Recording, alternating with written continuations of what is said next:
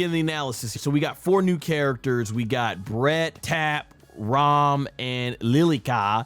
And Toriyama himself, before his passing, he actually designed these characters. These characters are always gonna be special because, you know, unfortunately Toriyama's tragic passing, you know, we wish he was still here. Some of the final characters he designed personally, and that's what's gonna make these character designs all the more special. And then there's the original characters right here. From what we have gathered, they were also designed by Toriyama. Starting off, we got Brett, who is in Japanese, his name is pronounced Burretto. So there's official profiles that have been released about them, and his profile bio says an aspiring hero who engages in a friendly rivalry with the protagonist, viewing them as someone he can show the ropes to. So we kind of figured that and everything, that'd be what he would be about and all that stuff. So in Japanese, he is voiced by Hiroshima.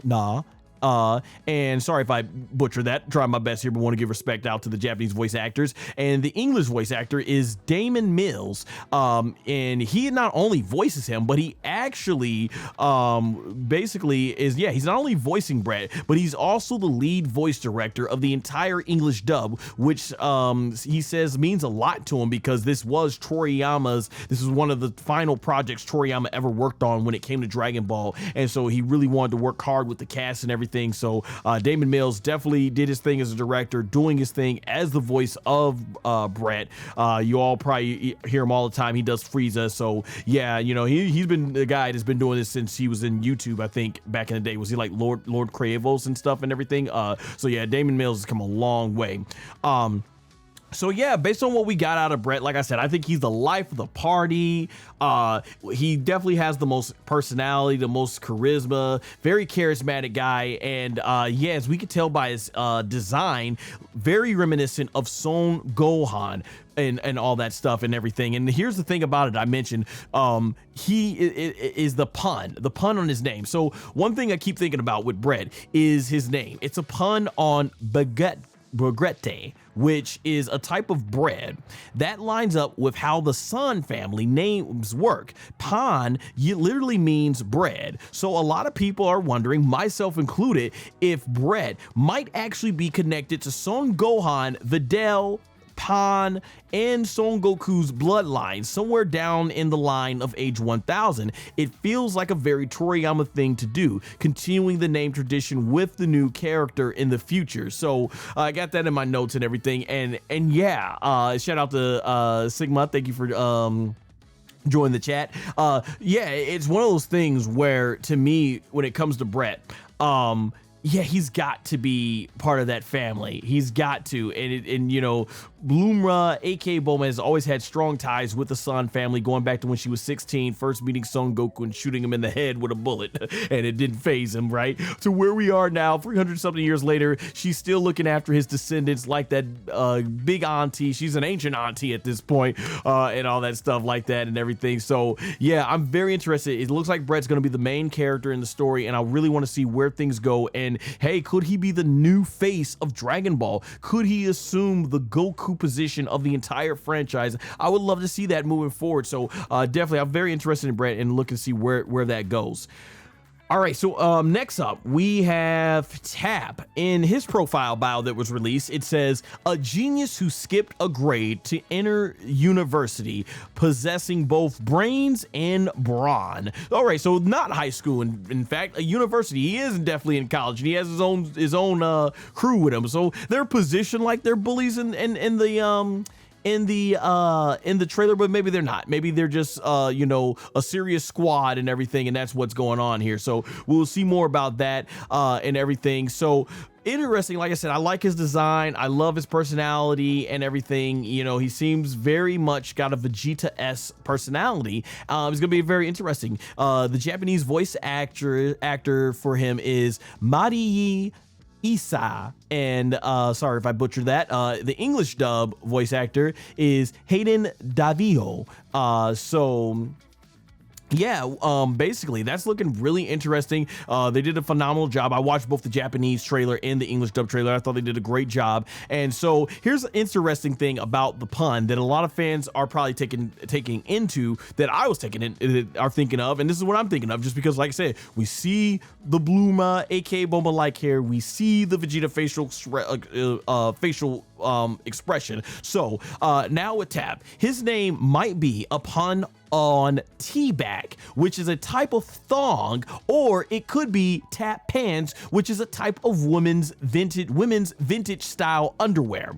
That lines up with how Bulma's family's name works, because in Japanese her name is pronounced Bulma, which comes from bloomers, which is why you often hear me say Bluma, or Bulma, aka Bulma, which is another underwear reference. So names like trunks and bra all follow that same theme, or even it could be a pun of taproot, which falls into the vegetable puns that the Saiyajins are known for. A lot of people, including myself, are thinking Tap might be tied to Vegeta and Bluma, aka Bulma's family line in this new future, because that perfectly syncs up with the vegetable pun, the underwear pun that is known in Bluma, aka Bulma's family. So he's got to be a descendant. He's got the tail, he's got the hair. I'm very interested to see what his story ends up being and stuff.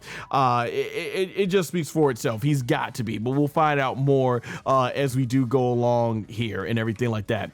In the chat, Donjay says, oh yeah, I would like to see descendants of Broly and Vegeta, Broly, Tarbo, since they are the only other Saiyajins left besides Son Goku and Vegeta. Yeah, I would love to see that, and I think they got more to cook with in this story, so I can't wait to see it. So our next character is Rom. Now her profile bio says a university student who works as an idol. She loves putting smiles on people's faces.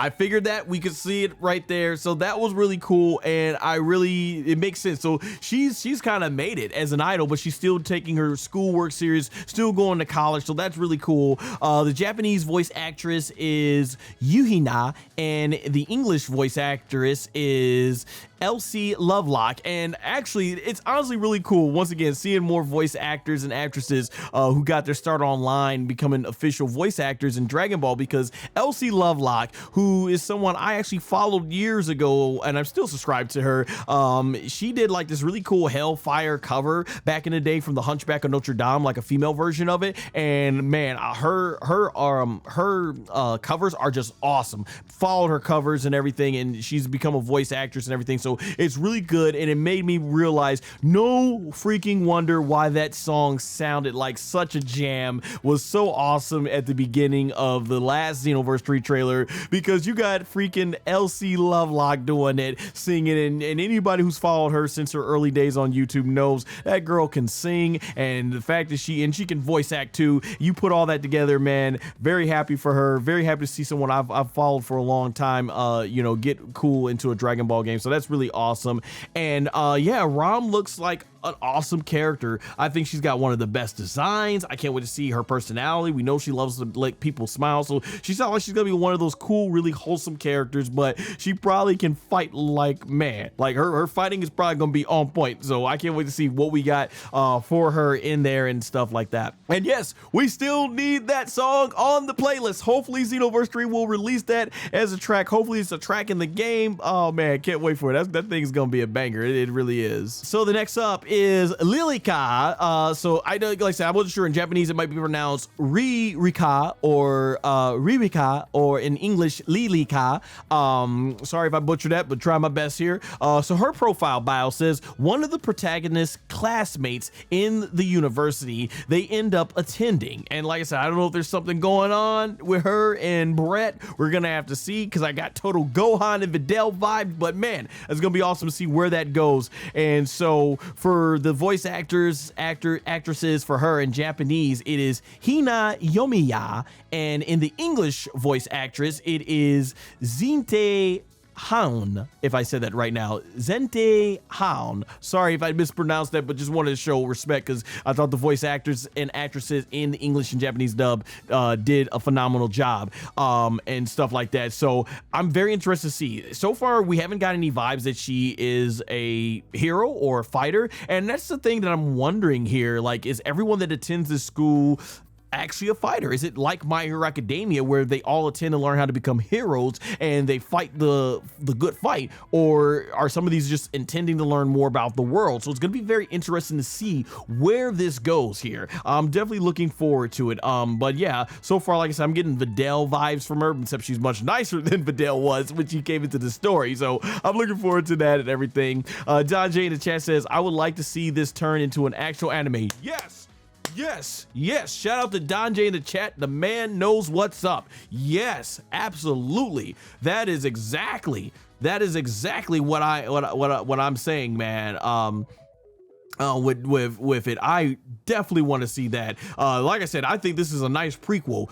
Everything that's being fed into Xenoverse 3, I think, can ultimately be transitioned into where the future with Dragon Ball Super can go, where they can retire the classic characters that we all love and know from Toriyama, and Toyotaro can probably take these characters and make them into the next generation of Dragon Ball, the next generation that the series can move forward towards. I would love that. So absolutely, I agree with you 1,000 times and more, Don J. Absolutely. All right, and so next up we got male player and female player, which, as I mentioned, the fan base is dub John 1000 and Jane 1000. So yeah, you probably heard those names online. It's just a meme because they're basically the default create a character templates. They don't have any actual names since they're just there to show what players can make in age 1000. So a lot of people have been asking, like, who's the white-haired Saiyajin guy? Who's the orange-haired girl from the first trailer? From what we know right now, these two are basically a create a character templates. Toriyama designed them to show off what players can make in the age 1000 era. The white-haired Saiyajin one is clearly obviously Saiyajin since he goes Super Saiyajin, but the girl's race hasn't been confirmed yet. The actual new story characters with personalities and roles are Brett, Tap, Rom, and Lilica. So that's what we know about these two. So, you know, we try to figure out who are these, and the fan base called them John and Jane because basically those are just two of the most plain names you could find, two of the most generic names, John, Jane, and call it a day, right? So essentially I'm gonna guess she is a Saiyajin because I think that's how Xenoverse has always worked. You can choose to be a Majin, you could be Frieza's race, you could be a human, you could be a Saiyajin, and most people are probably picking Saiyajins because they like to transform, right? So you get that.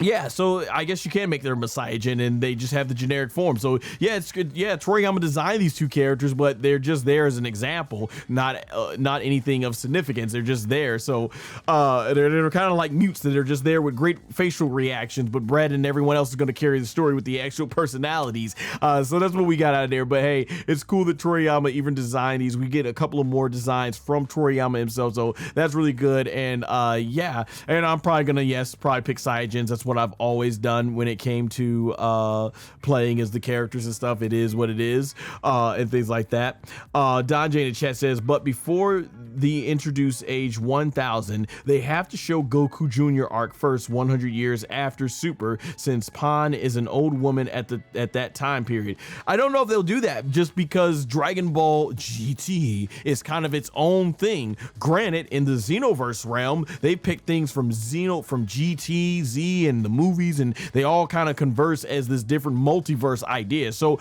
I mean, technically I guess they can go that route in Xenoverse 3, but if they'll go that route in actual Dragon Ball Super, I highly doubt it. So yeah, but interesting. Yeah, if Goku Jr. even walks into the story at some point, we don't know. We'll have to see how that goes. Buruma, aka Bulma. Yeah, so most of it is still the same. We still don't know how she's maintained her youthfulness, and all the things still check out. We know she abused the Dragon Balls, obviously, in her younger years, during her more natural living years in terms of like lifespan.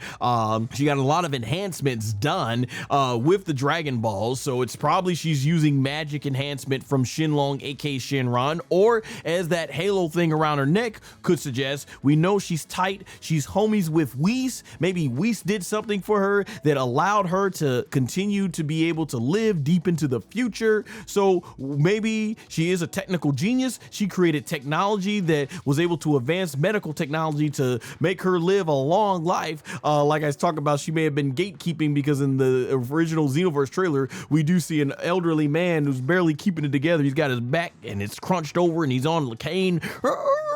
Just trying to still make it in life. When meanwhile, Bluma's up here probably lived 3 times that man's lifespan, and up here just looking like she's still in her 30s, maybe late 20s. So interesting. It's gonna be very interesting to see what the story here is, especially with Vegeta no longer around. Like it's sad, like she has literally outlived pretty much all her closest friends and family outside of maybe Piccolo.